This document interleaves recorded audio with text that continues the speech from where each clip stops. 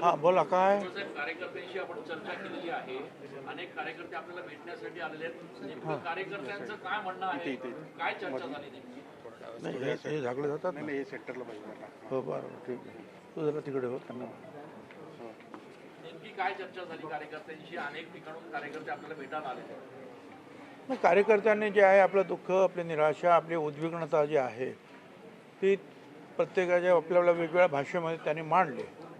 आणि मी पण त्यांना जो आहे जे काही झालं आहे गेल्या 5-6 महिन्यापासून लोकसभेपासून त्याचा सगळा इतिहास त्यांच्यासमोर मांडला. आणि एकूण जे आहे त्याचा आता परत मतदारसंघामध्ये आम्ही जातो आहोत. तिथे काही लोक म्हणतात त्यांच्याशी चर्चा करू.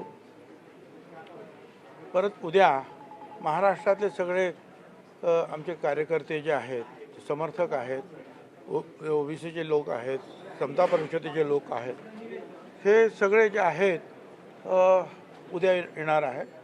त्या सगळ्यांशी चर्चा करू. आम्ही जो विचार करू शांतपणे करू काय. परंतु सगळ्यांच्या मनामध्ये राग आहे, निराशा आहे. आम्ही त्यांना सगळ्यांना एवढंच सांगितलं आहे की जे काही तुम्हाला व्यक्त करायची तुमची मतं ती मोबाईलवर सुद्धा किंवा बाहेरसुद्धा आपल्या असंस्कृतपणे कोणीही काही बोलू नये.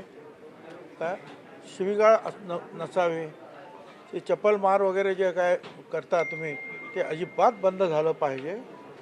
ठीक आहे, तुमची मतं जे आहेत लोकशाहीमध्ये ती तुम्हाला व्यक्त करण्याचा अधिकार आहे. परंतु कुठे असंस्कृतपणा नको. शब्द जपून वापरा. काय आणि चप्पल मार वगैरे आंदोलनात बिलकुल थारा देऊ नका. अजिबात असलं काही करायचं नाही. एवढं त्यांना सांगितलं. आणि आता बाकीचं उद्या बघू काय आता आणखी. भुजबळ साहेब, आपण राष्ट्रवादी काँग्रेसमध्ये शरद पवारांबरोबर होता तेव्हाही सिनियरच नेते होते, आताही अजितदादांबरोबर सर्वच सिनियर नेते. पण आपल्याला नेमकं मंत्रिपद कुणी नाकारलं हा सगळ्यात महत्त्वाचा प्रश्न आहे. शोधावं लागेल ना. तोच तो प्रयत्न चालू आहे.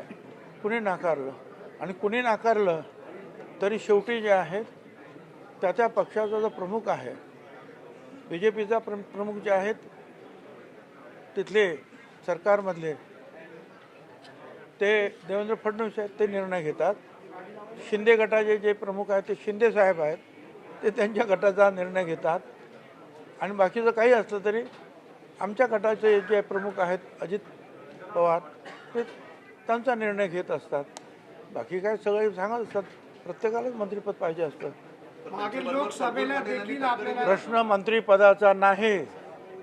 प्रश्न ज्या प्रकारे अवहेलना करण्यात आली त्याचा आहे. आणि त्याच्या संदर्भात मी उद्या तुम्हाला आणखीन काही सांगण्याची चर्चा झाली. यापूर्वी लोकसभेत देखील डावलण्यात आलं होतं मागच्या हे वेळेस. खरं आहे.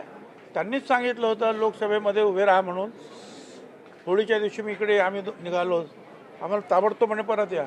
आणि त्यांनी सांगितलं की मोदी साहेबांनी आणि अमित शाह साहेबांनी सांगितलं की नाशिकला भुजबळच उभे राहणार. मी म्हटलं बरं आमची तयारी नाही, आम्हाला तुम्ही एकदम शॉक दिला. 24 तास द्या, आम्ही उद्या सांगतो तुम्हाला. परत उद्या गेलो, म्हटलं दुसरं कोणाला, समीरला उभं करणार, दुसरं कोणाला नाही. म्हणजे तुमचं नाव त्याने प्रकर्षाने घेतलं, तुम्ही उभे राहा. मग 1 महिना मग आम्ही इथे आलो. काय सगळी तयारी झाली आणि एक चांगलं वातावरण निर्माण झालं. अर्थात एक तर सर्व समाजाचे, मग दलित, मुस्लिम, आदिवासी, ओबीसी, काय अगदी ब्राह्मण समाजाचे लोकसुद्धा येऊन भेटून. आणि विशेषतः ज्यांना नाशिकच्या डेव्हलपमेंटमध्ये रस आहे ते सगळे जी मंडळी जी आहेत ती येऊन गेली की तुम्ही बरं झालं, आम्ही तुमच्या पाठीमागे उभं राहणार. आता नाशिकचे पाऊल आणखीन एक पाऊल पुढं पडेल. आम्ही प्रयत्न सुरू केले. पण 1 आठवडा झाला, 2 आठवडे झाले. खरं म्हणजे जर तुम्ही आम्हाला एवढ्या यांनी सांगितलं की तुम्हाला उभं राहायचं आहे तर 8 दिवसामध्ये तुम्ही नाव जाहीर करायचं, 15 दिवसात करायचं होतं. पण 1 महिना झाला तरी सगळ्यांच्या अख्ख्या महाराष्ट्राची नावं जाहीर झाली, आमचं नाव जाहीर होत नाही. मग मी म्हटलं ठीक आहे, आता माघार घेतो. कारण मी अशा प्रकारचे जे आहे आस लावून डोळे लावून बसणार नाही तुमच्या तिकिटासाठी. धन्यवाद. एक गाण्याच्या ओळी होत्या, जहा नहीं चाहना वहा नहीं रहना. काय आपल्या मनामध्ये नेमकं? तो आपको क्या कहना है अभी? जो सही है तो कह दिया. हो हो और क्या करना. मुख्यमंत्र्यांची याच्यावर काय प्रतिक्रिया होती? आपण काही वक्तव्य केलं होते. मला जे काय कळलं, मुख्यमंत्र्यांनी माझा प्रवेश मंत्रिमंडळात असावा यासाठी आग्रह धरला होता आणि निश्चित ते मी कन्फर्म करून घेतलेलं आहे. साहेब मंत्रिमंडळात एक जागा घेतली आहे तुमच्यासाठी. चला आता बाकीचं काय. प्रफुल्ल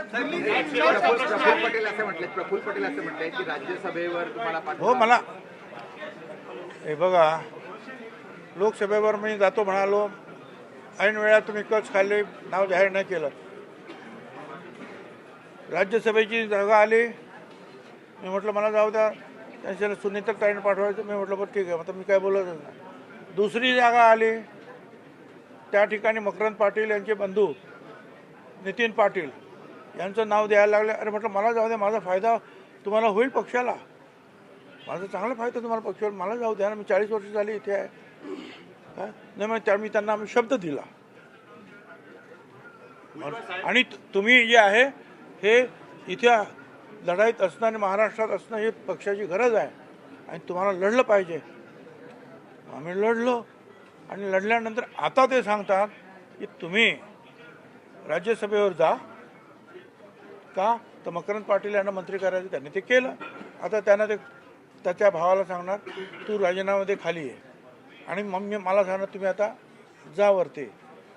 मी म्हटलं मला पाहिजे होतं हे तर मला, मी काही लपून ठेवलं नाही. पण आता मी निवडणूक लढलो, आत्ताच संपली निवडणूक, अजून त्या मतदारसंघाला काही प्रश्न निर्माण झालेले आहेत ते सोडायचे आहेत. माझ्यासाठी जीव काढला माझ्या लोकांनी मला निवडून आणण्यासाठी. मी त्यांना मी काय सांगू, मी राजीनामा देऊ शकत नाही. कारण राज्यसभेवर जायचं असेल तर विधानसभेचा राजीनामा द्यावा लागेल. आणि मी त्यांना सांगितलं 1-2 वर्ष द्या मला, काय मी जातो, तोपर्यंत माझ्या मतदारसंघात मी स्थिर स्थावर सरळ करीन आणि मग त्यांचा निरोप घेऊन तुमच्याकडे येतो आणि मग जातो. त्याच्यानंतर ते म्हणाले आपण चर्चा करू, बसू. तर कधी बसलेच नाही. अजित पवार आणि प्रफुल्ल पटेल तुमच्याशी संपर्क करताय, ते तुम्हाला फोन करताय, तुम्ही त्यांचा फोन उचलत नाही असं कळतं. अजिबात चुकीची गोष्ट आहे. प्रफुल्ल पटेल जे आहेत यांना फोन करतात आणि हे फोनवर त्यांच्याशी बोलतात. साहेब, अजित पवारांशी काही संपर्क, अजित पवारांनी काही संपर्क साधला का आपल्याशी? नाही. पुढे अमित शहा यांच्या जवळ आपण गेला लोकसभेच्या काळामध्ये, हे राष्ट्रवादीच्या नेत्यांना अर्थात प्रफुल्ल पटेलला असेल किंवा अजित पवारांना हे खटकलंय म्हणून आपला पत्ता कट झाला असं काही आहे? मला माहिती नाही, ते तुम्ही विचारा. भाजपमध्ये तसं एक कालमर्यादा ठेवली, 75 वर्षाच्या ज्येष्ठांना मंत्रिमंडळात घेऊन ये, असं काही राष्ट्रवादीने काही धोरण आखले का नव्हे? असं काही त्यांनी ठेवलं नाही. ठेवलं असतं तर मला राज्यसभेवर जा म्हणून काय सांगितलं असतं. सांगितलं असतं घरी जा. पवारांबरोबर राहायचं नाही अशा प्रकारचा सूर कार्यकर्त्यांनी बैठकीत व्यक्त केलेला आहे. तुमची भूमिका काय असणार आहे? ते मी सगळ्यांच्या भूमिका ऐकून घेतो आहे. साहेब, अजितदादा आपण काय करणार? भूमिका ऐकून घेता आपण काय करणार? मी तुम्हाला सांगितलं मला मतदारसंघात जायचं आहे. मला उद्या मी महाराष्ट्रातले लीडर्स येणार आहेत, सगळे लोक आहेत, त्यांना भेटणार, मग बघू. प्रफुल्ल पटेलांनी असं म्हटलंय की तुम्हाला राज्यसभेवर पाठवायचं हे तुम्हीच त्यांना म्हटले होते. त्यावेळेला 4-6 महिन्यापूर्वी त्यावेळेला होय, त्यावेळेला माझं ऐकलं नाही.